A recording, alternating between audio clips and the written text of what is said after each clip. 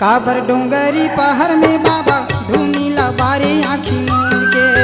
काबर डोंगरी पहाड़ में बाबा धूमिला बारे आँखी मूंद के।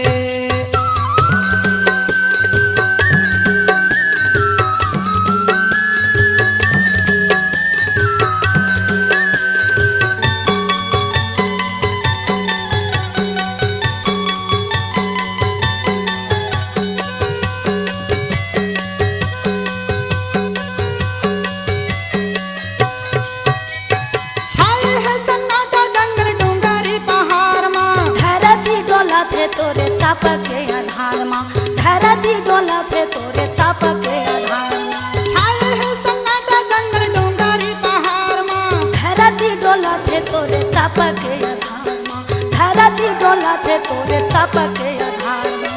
देवता मंडरावे कोने तापला छोड़ावे देवता मंडरावे कोने तापला छोड़ावे। ओ मन बिनती सुनावे पुना कोनी के।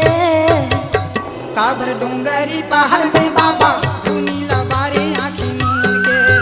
काबर डोंगरी पहाड़ में बाबा धूमिला बारे आँखी मूंद के।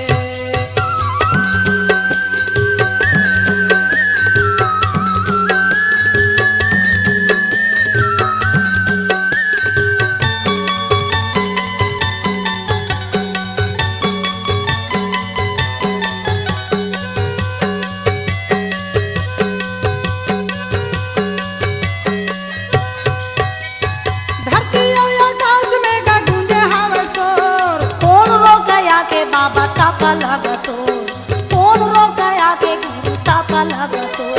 धरती आकाश में गूंजे हवे शोर कौन रोके तपला बाबा आगे गतो कौन रोके तपला बाबा आगे गतो।